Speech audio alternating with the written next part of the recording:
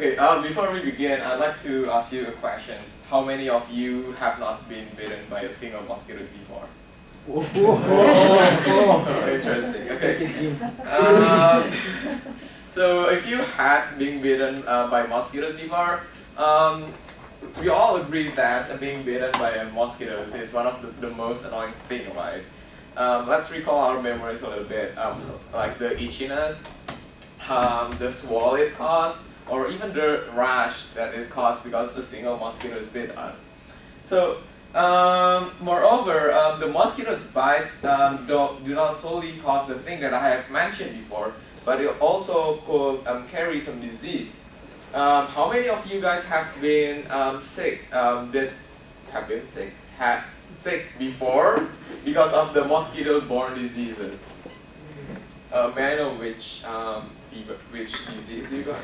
Zika virus. Zika virus. The living proof. Okay. Wow. So that's why our team wants to tackle the mosquito-borne diseases with genetically engineered female mosquitoes. So mosquito-borne diseases is the disease that is carried by mosquitoes caused by parasites, bacteria, or even viruses. As we know, the most popular one is yellow fever, West Nile virus, dengue fever, malaria, and also the most recent one is Zika.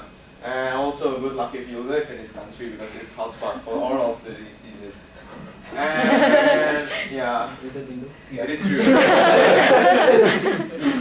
And so, mosquitoes-borne diseases accounts for more than 1 million deaths annually.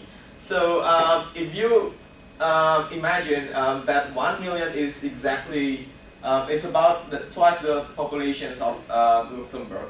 So you can kill the entire populations of Luxembourg twice per year by mosquitoes.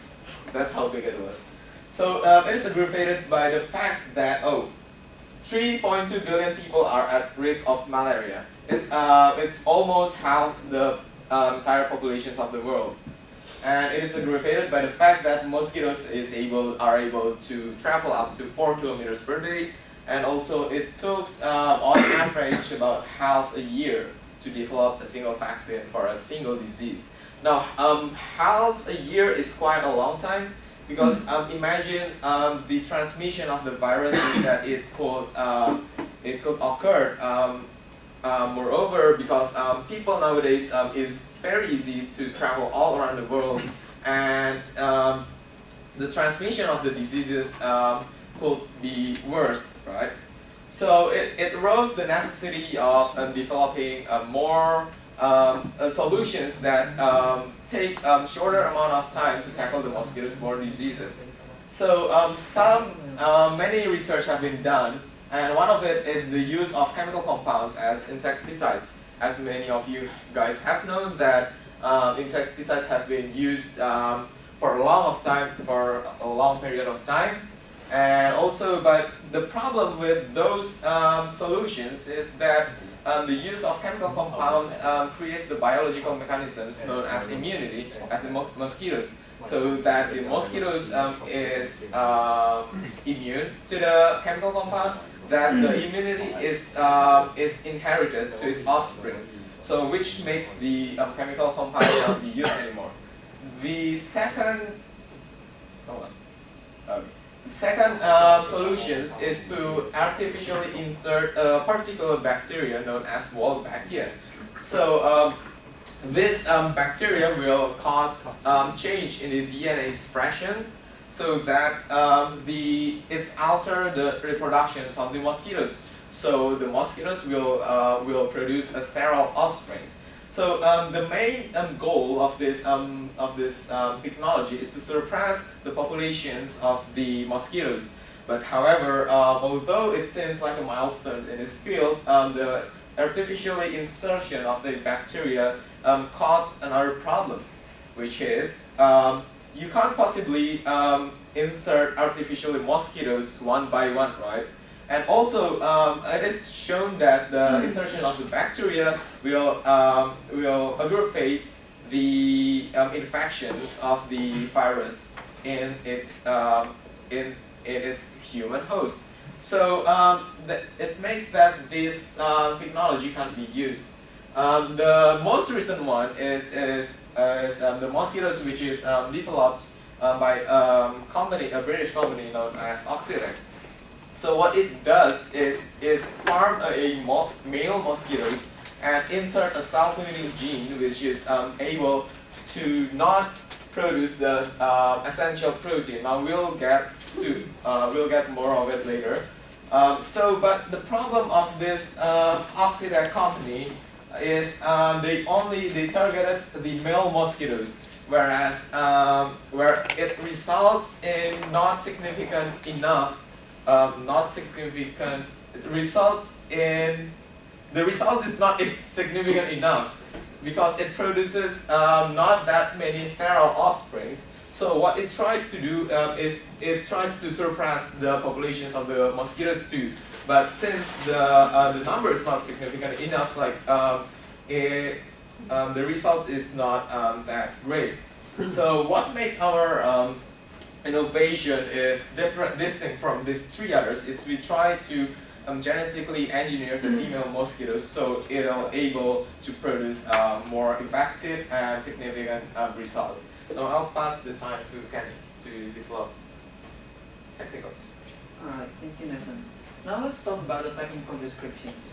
But before I explain more into the complex details and before you got lost, so it will be better if I give you a brief overview of our technologies.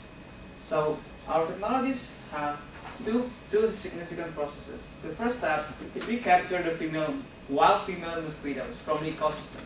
And after we capture them with our machine, so-called the female mosquito catchers, and then we're going to move them into the radiation generator, in which in this phase they will be inserted with the self-limiting gene. And how do they reduce the populations as a whole? This self-limiting gene that has been brought by the wild female mosquitoes will be inherited to their offsprings at the time when they are mating with the wild male mosquitoes. So their offsprings, with the possession of those self-limiting genes, cannot live, cannot survive, and they will die, in other words, before they reach into adulthood. So basically that's the point, and we're gonna release those mosquitoes in the wild populations where there are a lot of infected mosquitoes. For example, in Africa, in Brazil, where there are a lot of Zika virus mosquitoes. So in hope that those mosquitoes that brought diseases could be suppressed its populations. Now let's talk more into the details about the capturing. We're gonna use this kind of size of cube with the size of 30 centimeters.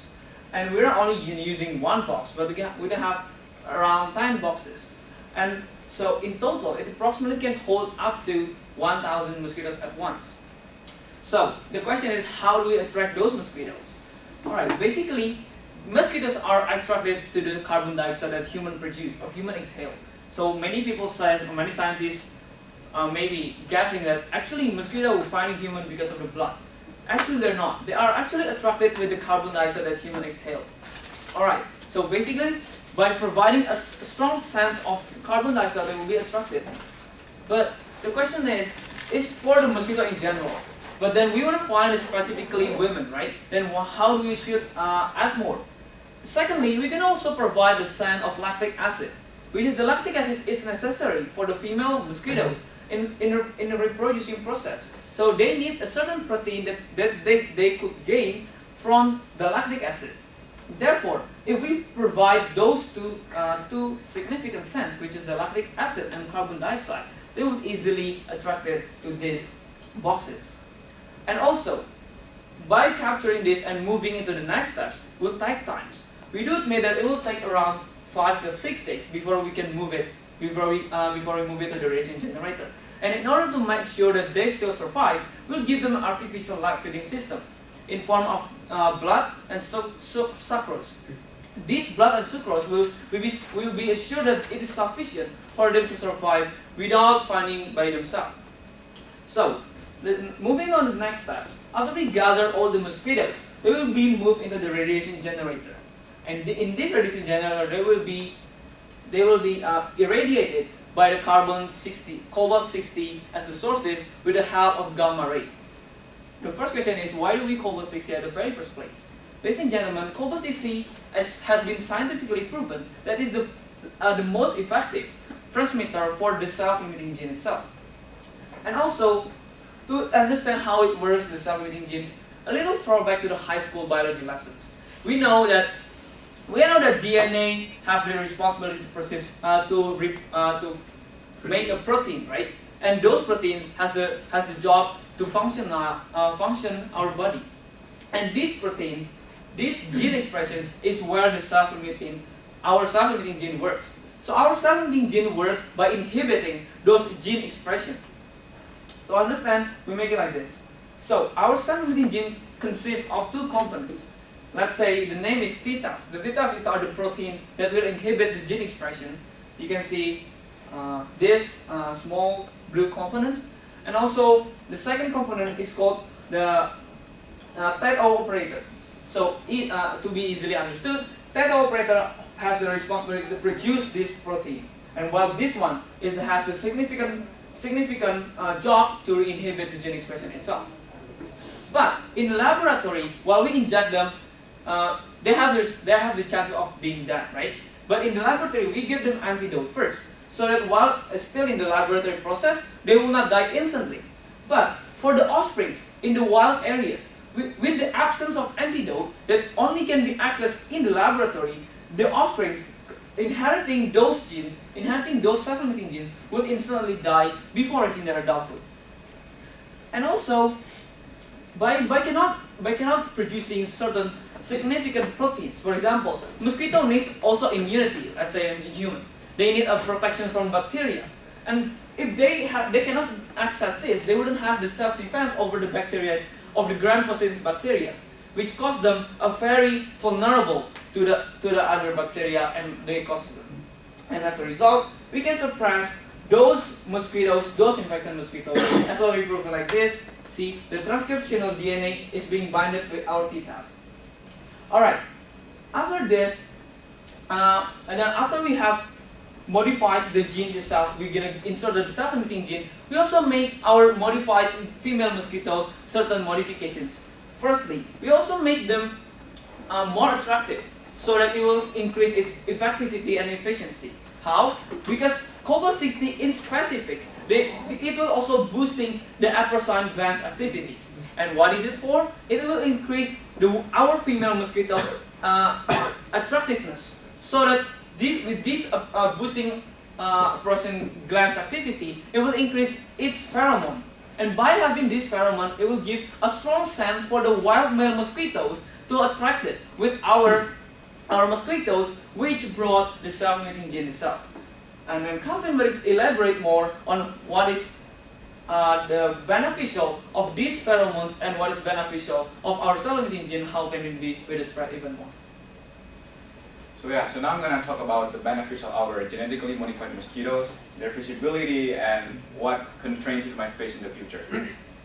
So the first benefit is that compared to the traditional method, our genetically modified mosquitoes are more friendly towards the environment.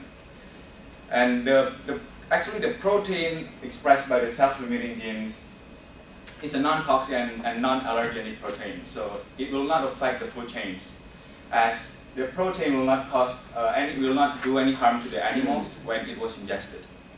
So the second benefit is that our mosquitoes are much more effective compared to the existing modified mosquito by the company Oxidide. This is due to several reasons. So the first reason is that it's because we use the female mosquitoes instead of the male mosquitoes. Female mosquitoes live significantly much longer than the male mosquito. So for information, female mosquito lifespan ranges about 46 to 52 days, while the male mosquito live only up to 10 days. So not only does it mean that our effectiveness increases, it also means that we do not have to produce and dispatch a huge amount of mosquitoes into the wild within a short period of time. The second reason is our insects are also irradiated by the radioactive cobalt-60. As mentioned by Kenny, cobalt-60 serves the purpose of increasing the pheromones level inside the insect's body. So as pheromones play an integral part of the mosquito sexual behavior, our mosquito will appear more attractive to the male's counterparts compared to the wild normal female mosquitoes. So the third reason is that it's because we make the best of the fact that mosquitoes has the ability to produce a lot of offsprings at a time.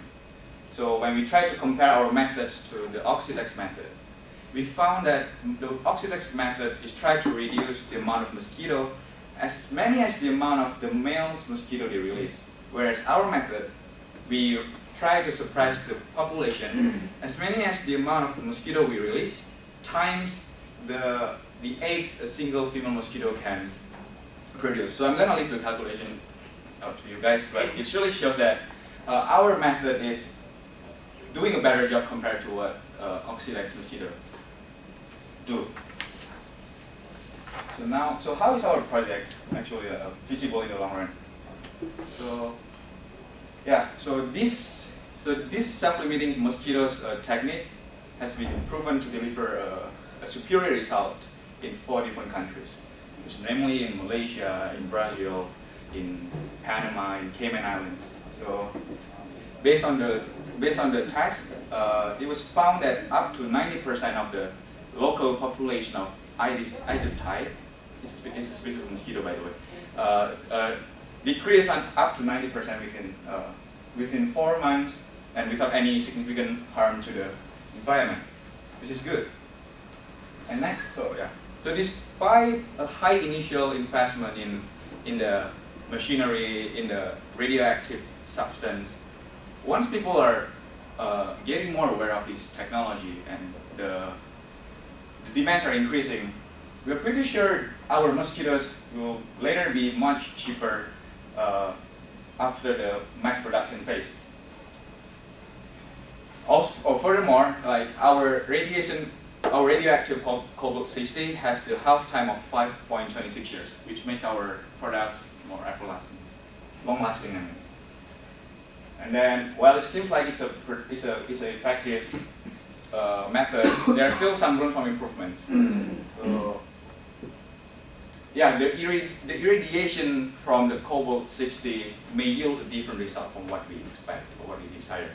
So far we only tried this method into the Aedes aegypti species of mosquito. So there might be a slim chance that if we tested it on other species, we might have an unexpected results like they might undergo some unknown genetic changes, which may stay in the gene pool in the following generations. And another concern is that without a proper and a close observation, this technology might go out of control. And so instead of eradicating infected mosquitoes, we might wipe out the whole species of mosquito. Yeah, but it might affect the ecosystem. But many researchers believe that mosquitoes. We are doing fine. Animals are doing fine without mosquitoes. So yeah, we can kill them all. It's fine. So because the ecological scar that was left by those mosquitoes will heal very quickly, and it will be replaced by another organism. So no problem. Yeah, no problem. I hate mosquitoes. Yeah. So to conclude, mosquitoes-borne diseases are still a persistent problem in today's world. Like a lot of efforts like insecticides and vaccines have been done to eradicate the diseases. But our team felt that much more effort is needed, because like insecticides can cause resistance towards a lot of methods, and vaccines take quite a lot of time to develop. That's why we believe that our enhanced genetically modified mosquito might come in handy. Although it seems like it's not a perfect technology, we believe that we could save a life of even billion people in the world who are at risk. Thank you.